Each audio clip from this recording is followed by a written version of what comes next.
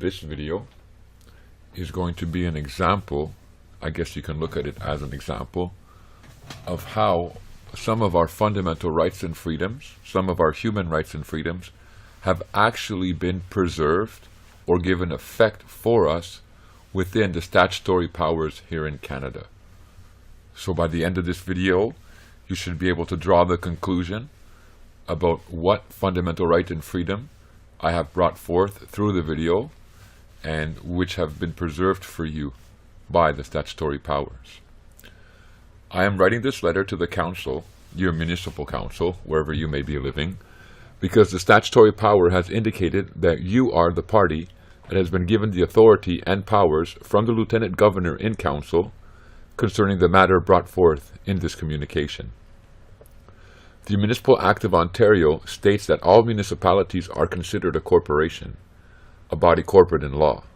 Further to this, it is declared through the statutory powers that the inhabitants of the municipality are incorporated into the body corporate and thereby owe a duty and obligation to the enactments and regulations.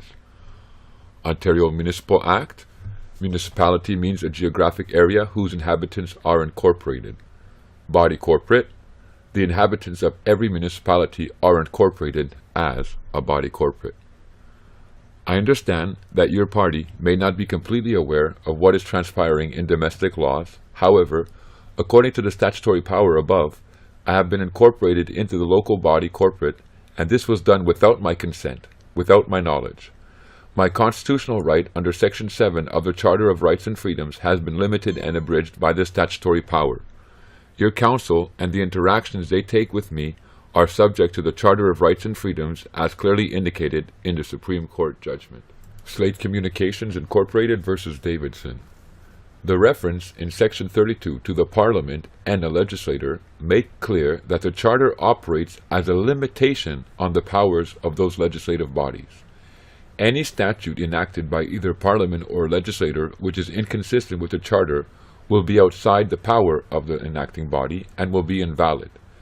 It follows that any body exercising statutory authority, for example, the Governor and Council, or Lieutenant Governor and Council, ministers, officials, municipalities, school boards, universities, administrative tribunals, and police officers are also bound by the Charter. Action taken under statutory authority is valid only if it's within the scope of that authority. Since neither Parliament nor a legislator can itself pass a law in breach of the Charter, neither body can authorize action which would be in breach of the Charter. Thus, the limitations on statutory authority, which are imposed by the Charter, will flow down the chain of statutory authority and apply to regulations, bylaws, orders, decisions, and all other action, whether legislative, administrative, or judicial, which depends for its validity on statutory authority. So we are seeing that the limitations that are placed on statutory authority through the Charter flow down and affect regulations, bylaws, orders, decisions, and all other action. Again, Canada Attorney General versus Sam Levay. First and most importantly, the Constitution is, under Section 52.1 of the Constitution Act 1982, the supreme law of Canada, and any law that is inconsistent with the provisions of the Constitution is, to the extent of the inconsistency, of no force or effect. The invalidity of the legislative provision inconsistent with the Charter does not arise from the fact of it being declared unconstitutional by a court, but from the operation of Section 52.1 alone. So here, the judge is saying that it does not take a court order to declare that a statutory power that is operating, that is limiting and abridging fundamental rights and freedoms in order to be enforced. It doesn't take a court order. It's automatically within the statutory power because Section 52.1 of the Charter applies to it. So if a statutory power is limiting or abridging your fundamental right and freedom, then it's of no force or effect according to Section 52.1 of the Charter. So thus, in principle, such a provision is invalid. The enactment is invalid from the moment it is enacted. And a judicial declaration, a judicial judgment, to this effect is but one remedy amongst others to protect those whom it adversely affects. It is my position that the provisions of the municipal enactment, where I am being forced into the position or role of an incorporated person, are a direct violation of my constitutionally protected rights. I am being designated a class of person under the statutory power, an officer of the corporation, and through such designation I am being asked to abide by the statutory powers that govern such a creature. These statutory powers are trying to stand in the way of my constitutional rights and entitlements. In Pret v. Ontario, we read the following: "The reasons of Lamar J. standing alone are strongly persuasive that a statutory enactment cannot stand in the way of a constitutional entitlement. I am standing on my constitutional rights and would like your party to honor my position. I am asking your party to respect the rule of law as it pertains to my natural rights and freedoms, which are better known as human rights and freedoms." R. v. Wagner. The Chief Justice goes on to note that these rules bind the legislative, executive, and judicial branches. The debate is not so much about whether such norms exist, but what those norms are in relation to any given case where a litigant calls on such norms to his aid. Finally, at the developing fringes of the new natural law, which goes by the name of human rights, are other assertions. It rests on the proposition that there is a distinction between rules and the law. Rules and the rule systems can be good, but they can also be evil. Thus, unimportant as these principles may be, and as essential as it may be that in difficult cases the judge must stand against the winds and rains to uphold them, those unwritten principles concerning human rights and fundamental freedoms, our international rights and freedoms, tend to be largely replicated in the text of the Constitution, which Section 7 of Canada's Charter of Rights striking me as a prime example. Our written Constitution reflects many, many influences, including the drafter's awareness of natural law. The Lieutenant Governor has granted you the capacity and ability to honor my rights and the rule of law as it pertains to human rights and freedoms. As an individual standing outside the corporate body, I owe no duty or obligation to any statutory powers, including bylaws and legislative acts. Thomson Newspaper Limited versus Canada. While individuals, as a rule, have full legal capacity by operation of law alone, artificial persons are creatures of the state and enjoy civil rights and powers only upon the approval of statutory authorities. The individual may stand upon his constitutional rights. He owes no duty to the state, since he receives nothing therefrom beyond the protection of his life and property. So we, as individuals, we owe no duty to the state. However, the state, they owe a duty to us under common law, which is the protection of our life and the protection of our property. Now his, or her, rights are such as existed by the law of the land long before the organization of the state, and can only be taken from him by due process of law and in accordance with the Constitution. So it's twofolded in nature. Principles of justice, due process of law, but the due process of law has to be in accordance with the Constitution. It cannot limit and abridge our fundamental right and freedom. He owes nothing to the public so long as he does not trespass upon their rights. The expression of my individual fundamental rights and freedoms are protected and brought forth through the operation of law contained within the statutory instrument itself. The person, with absolute title to property, is granted the rights and entitlements indicated below. Ontario Land Titles Act. Estate of first registered owner with absolute title.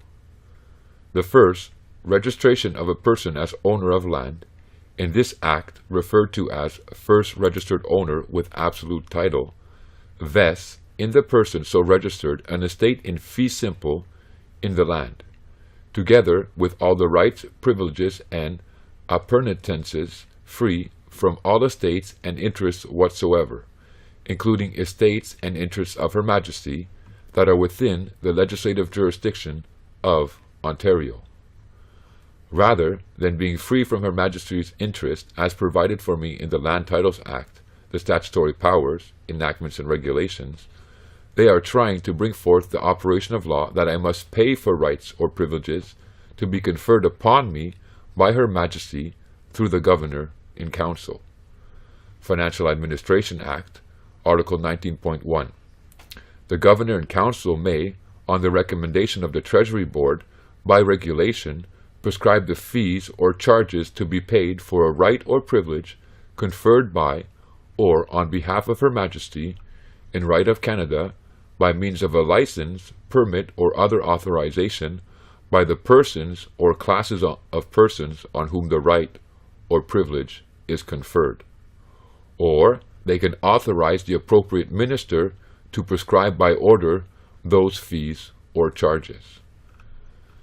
As we are seeing, the Governor and Council gives authorization to the ministers to charge persons or classes of persons to obtain a permit or license for a right or privilege conferred upon them. It is my position that it is a breach of my fundamental rights and freedoms as protected in the Charter to be forced to operate under a capacity where I must pay for a permit through a form of a levy in order to obtain a right conferred upon me.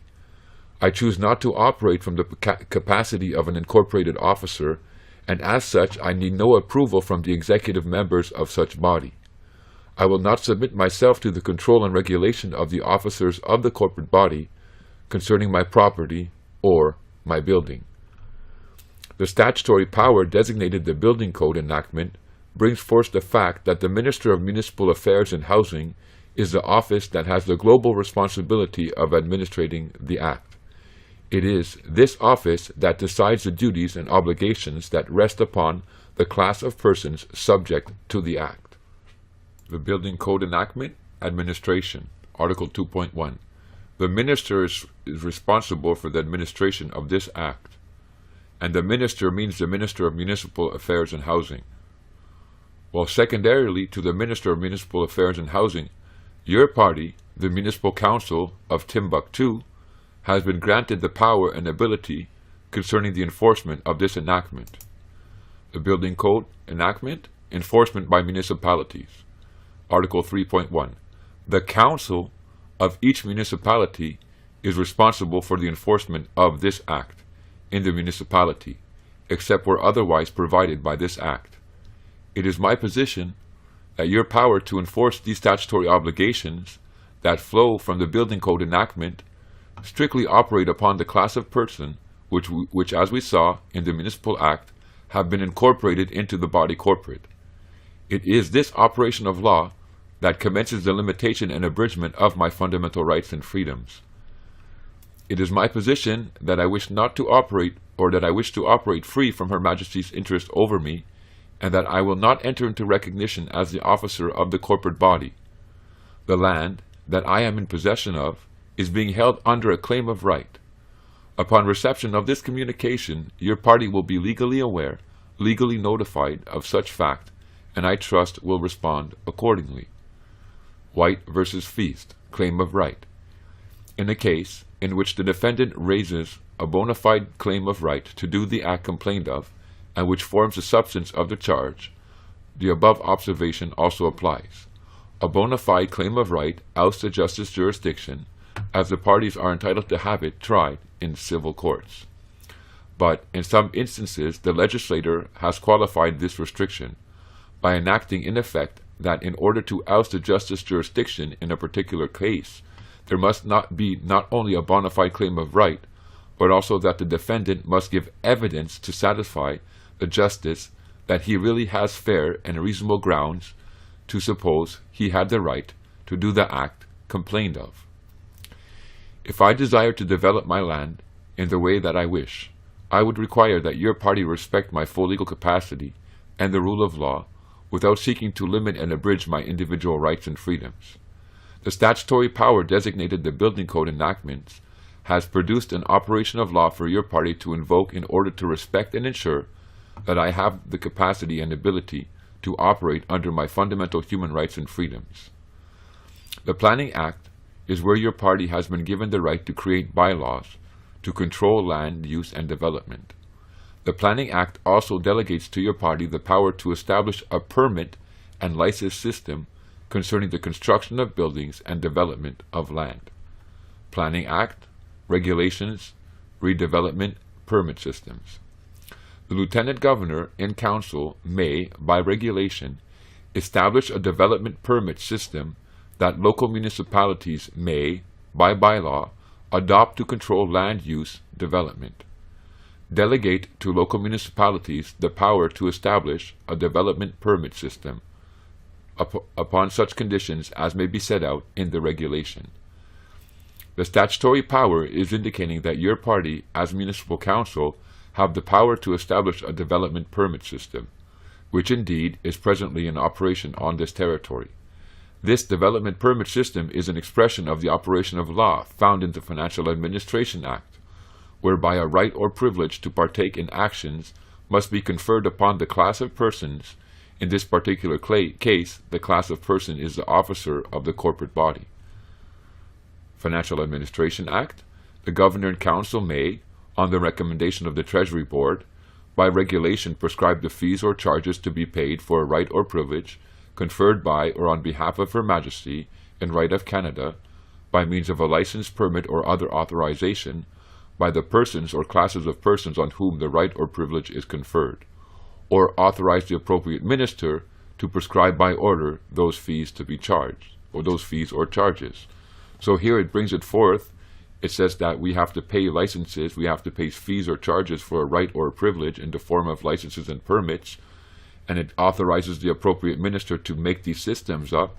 And then when we go into the Planning Act, we see in Article 70.2, the Lieutenant Governor and Council, what did he do? He established a development permit system that the local municipalities may by bylaw adopt to control the land use development, and he delegated to local municipalities the power to establish a development permit system. So this permit system coming out of the Financial Administration Act is now finding life or operation within the Planning Act. And that's how they're getting us to pay as a class of person for the right or the privilege. The Building Code enactment states the following: yet the following is only applicable upon the statutory creature which I am not. Thomson Newspaper Limited versus Canada. While individuals, as a rule, have full legal capacity by operation of law alone, artificial persons are creatures of the state and enjoy civil rights and powers only upon the approval of statutory authorities. So here we have a statutory authority right now. It's called or designated the Building Code enactment. So the Building Code enactment is a statutory authority, and it's bringing forth a designation of every person. Here it says, it is the role of every person who causes a building to be constructed to cause the building to be constructed in accordance with this Act and the Building Code and with any permit issued under this Act for the building, to ensure that the construction does not proceed unless any permit required under this Act has been issued by the chief building official, and to ensure that construction is carried out only by persons with qualifications and insurance. So here we see designation of a person under a statutory authority, and now that person is being subjected and controlled by certain rules and regulations, certain obligations. And this is what we call civil rights and powers. So we have a statutory creature, an artificial person, creatures of the state, right here. And that creature of the state is being controlled by the statutory authority. A, B, C. Now, this statutory creature, this person here, we know is the officer of the corporate body. We understand in the Municipal enactment, Article 4.1, that the inhabitant has been incorporated into the corporate body and therefore is an officer of the corporate body. So the person here, it doesn't matter if it's natural, a human being, a man or a woman, an artificial. What matters is the designation here, the jurisdiction is brought over the person by claiming that this person is an officer of the corporate body and therefore subjected to the rules and regulations. It is my position that I do not need a permit to construct a building on my property, for I am not operating from the capacity of the incorporated inhabitant. To force me to be subjected to the statutory power designated the Building Code enactment is a direct limitation and abridgment of my charter rights and freedoms. In the court judgment, Supreme Court Christie v. British Columbia, it states the rule of law, and not rules of law, but the rule of law, a fundamental principle of our Constitution, must mean at least two things. First, that the law is supreme over officials of the government, as well as private individuals, and thereby preclusive of the influence of arbitrary power. So remember, Thomson newspaper said we owe no duty to the state. The state owes us a duty. What's that? The protection of our life and our property. So I owe no duty to the state to go and apply for permits and regulations if I want to partake on something on my land. It's only through them designating me a certain class of person, that being the officer of the corporate body of the municipality wherever I may live, that they try to gain jurisdiction or color of law over me, and then claim that I now owe a duty and an obligation to the bylaw. The Building Code enactment produces an operation of law that brings forth the following obligations. So no person shall construct or demolish a building or cause a building to be constructed or demolished unless a permit has been issued, therefore by the chief building official. So the question arises again, who is this no person? What designation are they referring to? Well, we understand they're referring to the incorporated inhabitant, the officer of the corporate body, because now the executives are controlling you, and now you owe the duty and the obligation to the statutory power, because you're a statutory creature. According to the statutory power, no person, class of person, officer of the corporate body, shall construct a building or cause a building to be constructed unless a permit has been issued by the chief building official. The statutory powers are bringing forth the following operations of law: that I am incorporated into the body corporate, that I am operating as a class of being designated an officer, that I must pay for a right or privilege to be conferred upon me as this class of person, that I am subject to the obligations and duties that flow from the municipal enactment and the building code enactment and the planning enactment. Your party is responsible for the enforcement of the provisions of this enactment.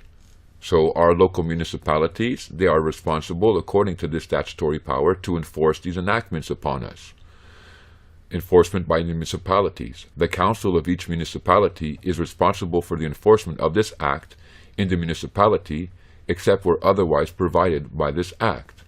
Now remember that we read before in Slate Communications in the judgment, it said that these municipalities, right, their actions and the way they treat us and the bylaws and the laws that they use against us, they are subject to the Constitution of Canada 1982, to the Charter of Rights and Freedoms.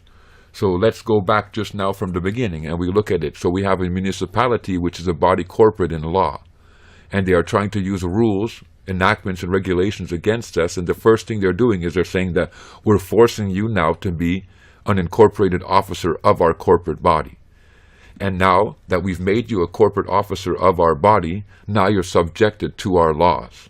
Now you're subjected to our bylaws and to our regulations, and we're going to enforce these bylaws and regulations against you. Well, Slate Communications said that all these actions that you're doing with me or trying to do against me are subject to the Charter. And if you're limiting and abridging my fundamental rights and freedoms, my charter rights and freedoms, then what you're doing is of no force or effect against me. Even worse than that, it's creating a tort against me. You're damaging me by trying to take jurisdiction or color of right over me. So your party has the ability to respect and ensure my fundamental rights and freedoms, to operate free and clear of Her Majesty's interests. Your party has been given the power to exempt any property or person from compliance with all or part of the Building Code enactment. So I'm standing under my full legal capacity as a human being, as a man. As such, I don't want to be recognized as an officer of the corporate body designated Canada. I know that the executive of this corporate body designated Canada is Her Majesty the Queen, and that through the enactment statutory powers, you claim that I must seek consents, I must seek approvals, I must pay for licenses or permits so Her Majesty can confer a right upon me. Further to that, you claim, through the statutory powers, that I am incorporated into the body corporate of my local municipality, and as such I owe them a duty and an obligation to their bylaws to the regulations, to their statutory powers. Well, I'm not standing under that capacity. And as such, I'm not exercising civil rights as a statutory creature, but I'm exercising my fundamental rights and freedoms. And therefore, your party owes me the obligation and has to respect and ensure my rights and freedoms. Now, they can try and force jurisdiction over you, but that wouldn't be a very smart thing to do. The international law affords us many, many rights as men and women. And part of those rights, and I'm not going to bring forth those principles in this video here, you can go back on my YouTube channel and you'll find them if you watch my videos, but part of those rights have to deal with property. And as a man or woman in full legal capacity who owes no duty to the state, you should be able to do what you want on your property as long as you harm nobody. So if there's bylaws and regulations saying what you can and cannot do on your property, and there's bylaw enforcement officers that will come by and say, well, you owe this duty and that duty to this regulation and that bylaw, and you're not respecting it, and if you don't submit, we're going to fine you. All of that garbage, under your fundamental rights and freedoms, you owe no obligation and duty to. Okay, so the state party, Canada, the executive powers, the legislators, they had to provide a mechanism of law for you. Remember, we learned in the previous video that I just made, that I released before I released this video, I talked about that fact. I said that they can do it by one or three ways. And one of the ways they can do it is by providing the measure for you through the statutory instrument. So we go into the building code, Article 34.1, and it says the Lieutenant Governor and Council may make regulations governing standards for the construction and demolition of buildings, including exempting any building or person or class thereof from compliance with all or any part of this act and the regulations and prescribing conditions for the exemption. So here, the statutory power is bringing forth an operation of law. And the operation of law is saying that we can provide you an exemption, an excuse, a provisio to your building or to you, the person, directly, from having to comply with all of this enactment. The building code enactment, planning code enactment, all these regulatory, all these statutory powers, all these civil laws that are producing civil obligations, we can produce an exemption for you. The municipality can do that. So, deem compliance. If the minister, see, the minister can do it, or the council of a municipality. Remember, we learned earlier on in the video that both of these two have the authority to exercise the enactment. So now when it comes to exempting us from being obligated to the enactment, because we are not the corporate officer and we do not owe you any duty anyways, and this provision has been placed in the enactment, in the statutory power, to preserve our fundamental right and freedom, well, if the minister or the council of the municipality, a planning board, or the municipal board exercises any authority under this act, including giving an approval, an exemption from an approval, or a consent, the provisions of this act that relate to or are requirements for the exercise of the authority shall be deemed to have been complied with upon the decision becoming final. So once they give you an exemption, whatever obligations, whatever duties arose from the enactment is just deemed to say that your building complies with it. Even though you may not be complying with it, you're deemed to be complying with it. Now, using this operation of law or applying for this or enforcing this right on your behalf doesn't mean that you're going to go now and get your building and then, let's say, for example, do something that's going to be harmful to your neighbors. That's ridiculous. Under common law, then you're going to find some trouble there. But if you're not harming your neighbors and you're not harming anybody, then getting an exemption for your building or for yourself even, there's no problem with it. You have to be wise about it. Going back here to Article 19, I just want to show you the way it's written. Exempting any building or person, okay, or class thereof. How many subjects or how many things, if you will, players are in here? Okay, we have the building, right? They can exempt the building. Now they can exempt the person. Well, you would think right away, well, that's the class of person, right? That's the person, the officer of the corporate body that owes the obligation to the statutory power, exercising the civil rights. Well, then why do they state or class thereof? Class of person. See, the legislators are tricky sometimes. when you read the statutory power here, the word person hasn't been redefined. You won't go into the interpretation section of the statutory powers and say person means blah, blah, blah, blah, blah. So it's up to you to understand and to infer what person they're speaking about.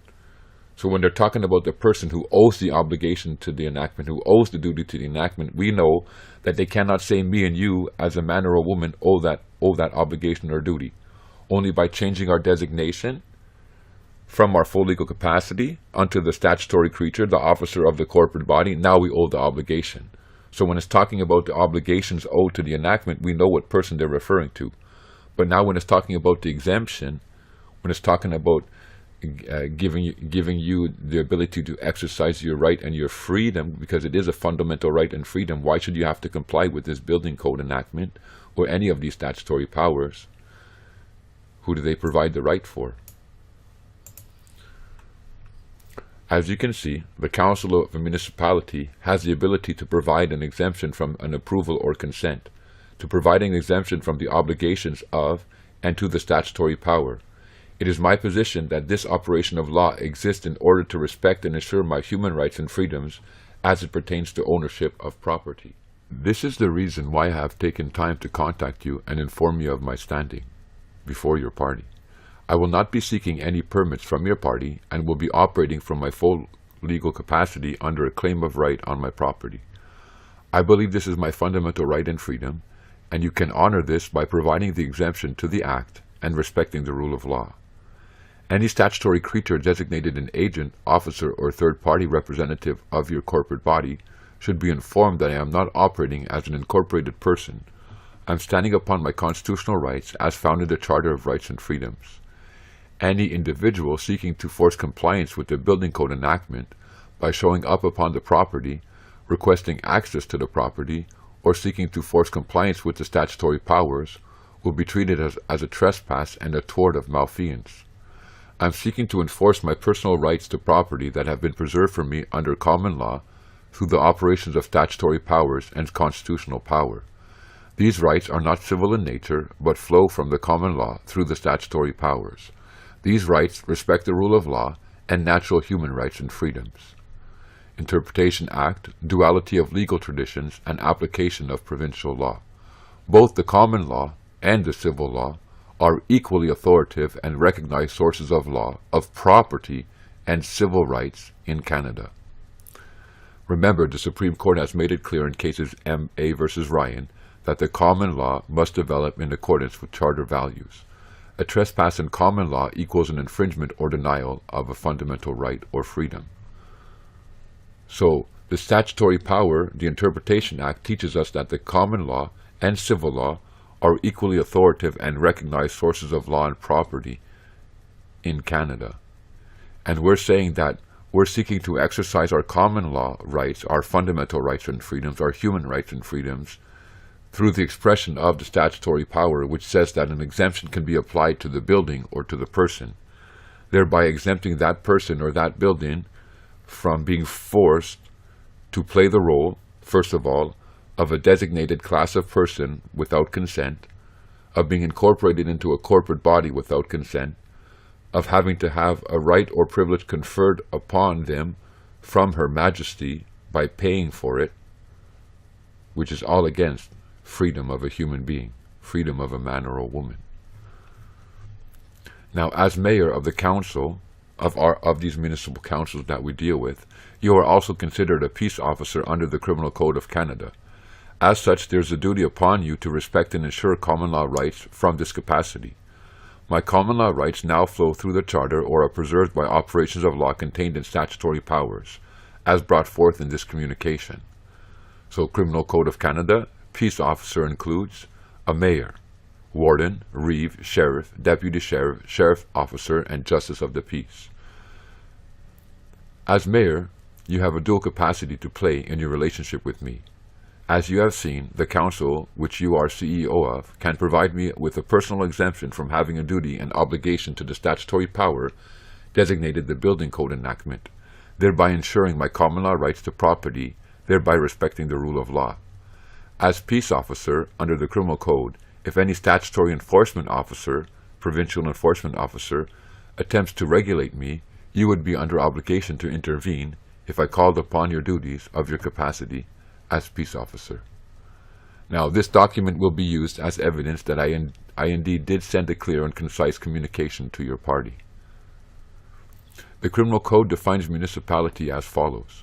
Municipality includes the corporation of a city, town, village, county, township, parish, or other territorial or local division of a province, the inhabitants of which are incorporated, or are entitled to hold property collectively for a public purpose. The Criminal Code of Canada is also producing a provision of law that is declaring that the inhabitants of a municipality have been incorporated. This is in unity with what we find declared and brought forth in the municipal enactment. Municipality means a geographic area whose inhabitants are incorporated. And again, body corporate, I'll just have to back it up here. Oh boy.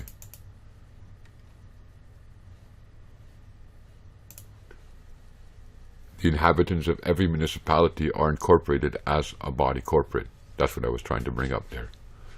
So both of these operations of law are limiting and abridging my charter rights and freedoms. I will not be forced into a corporate body and my right to choose allowed to be negated. This is why it is expedient that your party operate the exemption on my behalf as found in the statutory power designated the Building Code enactment. For in doing so, you are respecting my fundamental right and freedom as a human being to own property and not be regulated by others as long as I do no harm. Failure to do so will only leave me with one avenue of enforcement, which would be a court claim. The property in question is now being held under a claim of right as it pertains to the Criminal Code of Canada. The essence of that claim of right, the nature of the right sought to be exercised, can be deduced through reading this document. So you're standing in your full legal capacity, and remember Thompson Newspaper Limited said what? It said that you owe no duty to the state, but the state owes you a duty, has to protect your life and your property. Now here in the Criminal Code of Canada, we find an expression of that obligation to protect our property from our full legal capacity. Now, person in the Criminal Code of Canada can refer to either the artificial entity, the statutory creature, or to the man or the woman, the human being, because the Criminal Code of Canada expresses common law, and the common law applies to the man or to the woman. Now, a person is not guilty of an offense if they either believe on reasonable grounds that they are in peaceable possession of the property, or are acting under the authority of, or assisting lawfully, a person in peaceable possession of the property. So here it's showing us two things. It says that if we, me and you, or an individual, they are in peaceable possession of the property, or if they appoint others to help them protect their property. So there's two distinctions here. And these two distinctions say either you or the person you appoint, you are not guilty of an offense if you believe on reasonable grounds that another person, now someone else, is about to enter, is entering, or has entered the property without being entitled by law to do so. So for example, and I'm going to explain more as the video goes on, but I'll just show you here. So a bylaw enforcement officer, a statutory creature, who wants to come and say, well, you've been incorporated into the local municipality, you're an officer of the municipality, as the Criminal Code of Canada said, as I showed you before here. Municipality includes the corporation, the inhabitants of which are incorporated. Municipality, you've been incorporated into the body corporate. Now the enforcement officer wants to come and say, well, I want to enter into your property, or is trying to enter into your property, but hang on a second. I'm under my full legal capacity, right? Absolutely, under a claim of right. So what duty do I owe you? Nothing. So therefore, you are coming onto my property without being entitled by law to do so. If I was under the designation of that officer, owing the obligation to the bylaw, the statutory creature, owing the duty to the obligations to the statutory power, then yes, but I'm not. I'm in peaceable possession of my property, standing in my full legal capacity, and now you're trying to enter onto my property, and you're not even entitled by law to do so. You think you are, but you're not. You're using color of right, and you're trying to use jurisdiction, claim jurisdiction over me, but you don't have neither. Now, if this person is about to take the property, is doing so, or has just done so, or is about to damage or destroy the property, or make it inoperative, or is doing so. So we have the right to resist that. And these are our rights because of what? Because the state owes us the obligation. The state says that we have the obligation to allow you and help you to protect your right under your full legal capacity. And here it's bringing forth the operations of law that say if this is happening to you, then you have the right to do such and such. Now, the actions that you take against these people that come upon your property under these description follows as such. Preventing the other person from entering the property or removing that person from the property. So, you're not going to be charged, you're not going to be guilty of an offense if you're in peaceable possession of this property, or you're helping someone who is under peaceable possession of this property, and you're preventing another person from entering your property, or you're removing that person from your property, or you're preventing the other person from taking, damaging, or destroying the property, or from making it inoperative, or retaking the property from that person. So here, you're not going to be guilty of an offense if you catch someone trying to take your property and you retake the property from him. I mean, you don't want to go and take a baseball bat and hit somebody over the head because they stole your bicycle, or they went into your shed and they're trying to steal your chainsaw, for example. You don't want to damage a human being and hurt them and make them perhaps an invalid for the rest of their life because for whatever reason they wanted that money. But this is just showing you that you have the right to protect your property, and it's been preserved for you under the criminal code. Now it says the act committed is reasonable in the circumstances. So the court's going to decide. You're not going to take a 9mm and pump a guy full of 4 or 5 bullets if he's trying to steal the change from your car. Now, no defense. Subsection 1 does not apply if the person who believes on reasonable grounds that they are, or who is believed on reasonable grounds to be in peaceable possession of the property. Okay, so here, you're in peaceable possession of the property. The ones helping you are in peaceable possession of the property, but you do not have a claim of right to it, and the other person is entitled to its possession by law. So it's very sneaky here. If you can claim I'm having peaceable possession of the property, but if you don't put a claim of right on your property, and now that other person is entitled to its possession by law, now there's trouble. Because now it's going to be considered an act that can be prosecuted. Now it's going to be considered an act above here that is an offense. Why? Because you're not holding it under a claim of right. So if the bylaw officer shows up to your door, it says, I want to enforce such and such obligation, I want to get onto your property and see your back piping or see your stove, your fireplace, whatever it may be, and you tell him, get off my property, and he doesn't want to leave. Usually they leave, but I'm just giving an example. He doesn't want to leave, and then you kind of make him leave by saying, hey, doggies, tell him to go, or you're going to go and bite them. You can get in trouble here, because he's going to claim that he's entitled to its possession by law, meaning that you're an officer of the corporate body, for example, and therefore he has the right to come and do the inspection. You don't have a claim of right in play, even though you claim it's peaceable possession, there's a problem.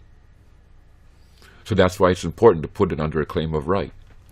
Now, the criminal code affords me the right of protection from peace officers should a provincial offences officer show up upon my property seeking to enforce statutory powers. That's what we just saw. A municipal bylaw officer is considered a provincial offences officer, and should any approach my land, I will lay an information against such individuals under the Criminal Code of Canada. Now, I'm just being a little bit tough, a little bit stern here. Usually you don't have to do that at all. Usually when you contact your municipality and you start dealing with them, if they don't allow you the exemption and they push the point against you and they send a bylaw officer to try and bother you, you go to the inherent jurisdiction of the Superior Court and you bring basically everything that you're learning up in this letter before the court. Plus more, the principles of justice, why you should have the right to have an exemption, why you have the right to own property alone because it's a natural human right and the like. But you bring that before the court. But anyone who, upon reasonable or probable grounds, believes that any person has committed an indictable offense may lay an information in writing and under oath before a justice of the peace having territorial jurisdiction in respect to such offense. Now, what would you do if you were going to lay an information against a bylaw officer? What's going on? What's transpiring? I'm not going to bring you the codes in the Criminal Code of Canada because I really don't want anybody to be laying criminal charges against these officers, because all they're doing is following procedures. They're going to work 9 to 5. They're getting a paycheck. They're going home to be with their wife and their children. They're buying their children their bikes. They're buying their children their PlayStations. They're paying for school. They're paying for books. Yes, I understand there is some evil in operation. There are some powers in operation, but that's not the majority of them. They're just seeking to enforce or seeking to work and create a living for their own family. We don't want to injure individuals like that. But nevertheless, you can lay an information against a bylaw officer. Why? Because he's breaching your fundamental rights and freedoms. And I'm just saying that in a general capacity. If you understood the criminal code, you could see what articles of law in the criminal code exactly can be used in this situation. But a quick reference is what? He's forcing you into a capacity. He's designating you a class of person. He's claiming you owe an obligation. And worse than all this, what's he doing? He's limiting and abridging your charter rights. Again, Slate Communication says not only the statutory power itself, but the actions of the officer are subject to the charter, right? So when he arbitrarily tries to designate you or forces jurisdiction upon you, what's he done? His actions to you. He's breached your fundamental rights and freedoms. He may not want to do it. He may not understand that he's doing it, but that's what he's doing.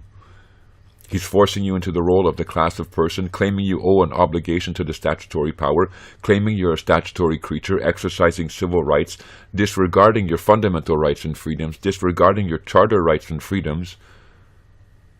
There's an accountability there. Now, the High Court of Justice, R. versus Richard, stated that a justice cannot refuse to receive an information from any person who offers to make an oath or affirmation to the commission of an indictable offense against the law, over which the justice has territorial jurisdiction. Ontario, Provincial Offences Act. Provincial Offences Officer means a police officer, a constable appointed pursuant to any act, a municipal law enforcement officer while in the discharge of his or her duties, a bylaw enforcement officer or any municipality, or of any local board or any municipality while in the discharge of his or her duties, an officer, employee, or agent of any municipality or of any local board or of any municipalities whose responsibilities include the enforcement of a bylaw, an act, or regulation under an act while in the discharge of his or of her duties. So here we're seeing that a police officer can operate as a Provincial Offences Act officer, a constable, a municipal law enforcement officer, a bylaw enforcement officer, or any officer, employee, or agent of the municipality can operate as that Provincial Offences Act officer. So what they're coming and saying is that here I'm standing as the Provincial Offences Act officer. You owe a duty to the bylaw, to the enactment, or to the regulation, and you're failing to perform your duty, and therefore I want to enforce it upon you. But who can they enforce those bylaw, that act, or regulation upon? Upon what class of person? Upon the one who we find in the Municipal Act, Article 4.1, the inhabitant that has been incorporated into the local corporate body. Now, if your party fails to provide an exemption for me, as found in Article 63 of the Planning Enactment and Article 34.19 of the Building Code Enactment, then if any agent, provincial enforcement officer, or third-party representative of your party attempts to produce a statutory order against me, which operates upon a certain class of persons, the incorporated officer, I will apply the principles of common law, charter rights, human rights, and freedoms against the order, and it will be treated as a breach of my charter rights as indicated by the Supreme Court of Canada.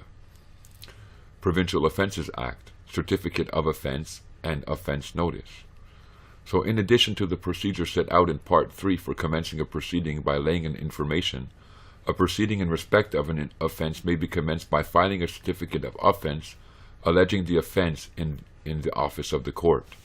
So when the bylaw officer comes to you, he wants to lay an information against you. He wants to file a certificate of offence.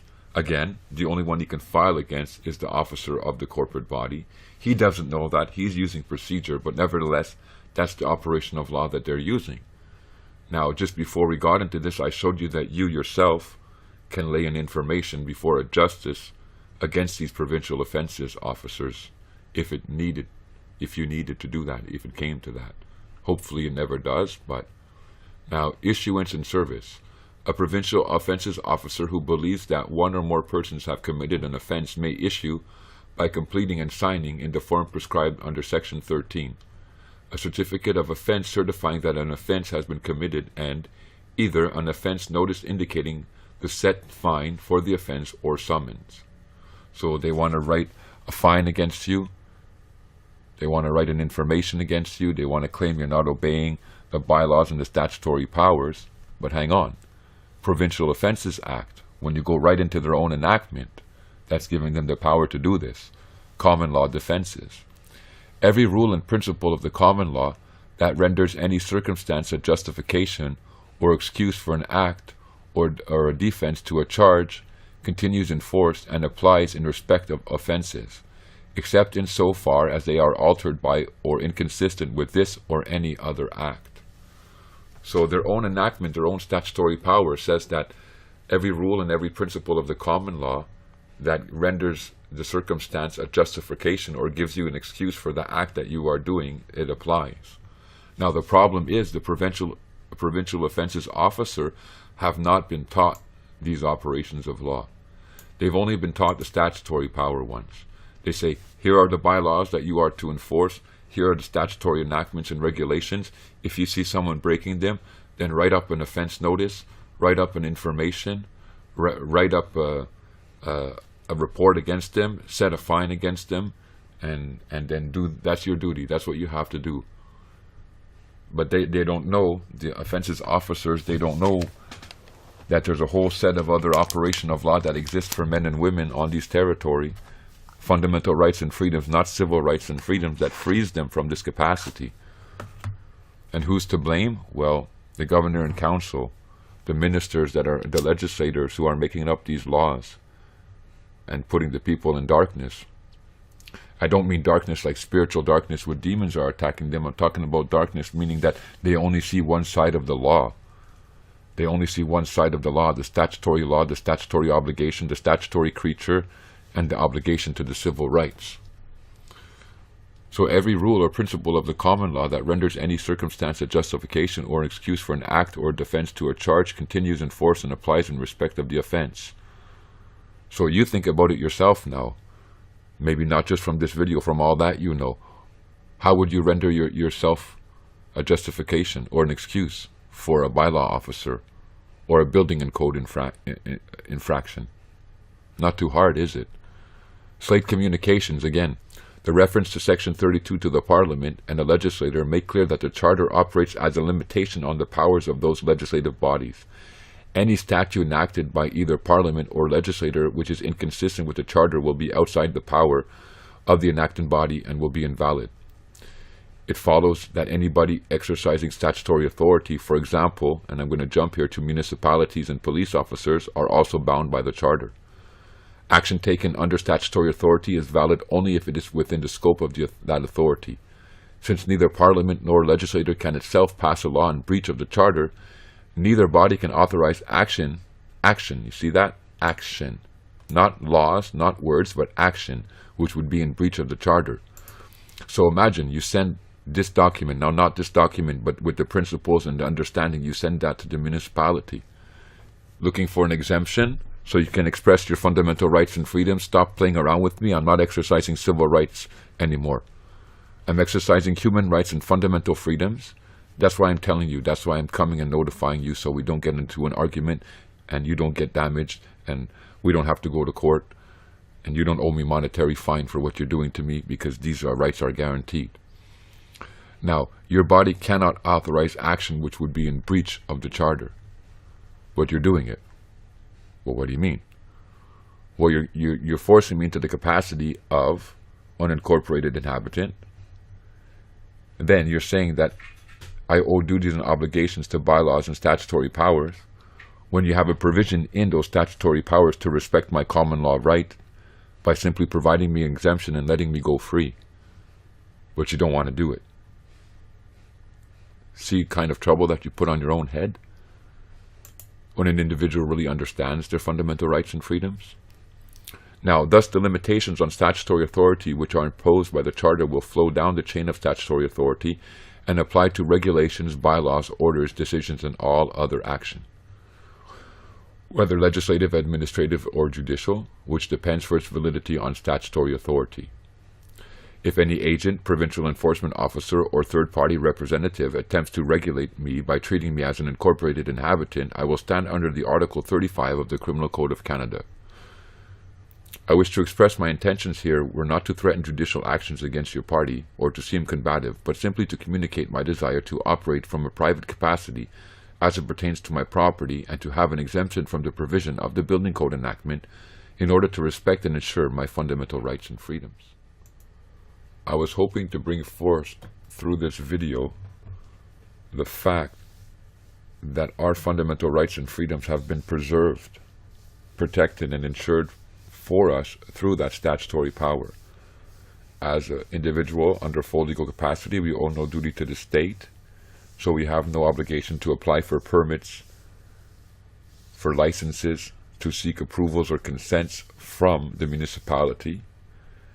And therefore the legislator produced an operation of law contained within the statutory power that provided an exemption for the building or for the person, thereby ensuring and respecting and guaranteeing, making a way, an avenue, an operation, a mechanism for us to enforce our fundamental right and freedom. And it's up to us to contact them and seek to enforce our right and freedom. Because they've done just the opposite, right? As we've seen in the statutory power tonight, there's a provision for us. However, they don't show us this provision. They show us the other one that says, hang on, you're incorporated into the corporate body. And as such now, guess what? You owe us obligations. You're a statutory creature. You're exercising statutory rights, civil rights. You owe duties and obligations to the statutory powers, to the bylaws. And if you don't perform your duties, we're going to seek to enforce the obligation upon you through certificates of offenses, through fines, through laying of information. But please don't forget, corporate bodies across Canada, we do have fundamental rights and freedoms, and the legislator did make a provision within the statutory power to provide an exemption, and you're not to take actions to breach or limit or abridge our fundamental rights and freedoms. So when you have individuals across our nation contacting you and seeking an exemption, I think it would be expedient for you to produce that exemption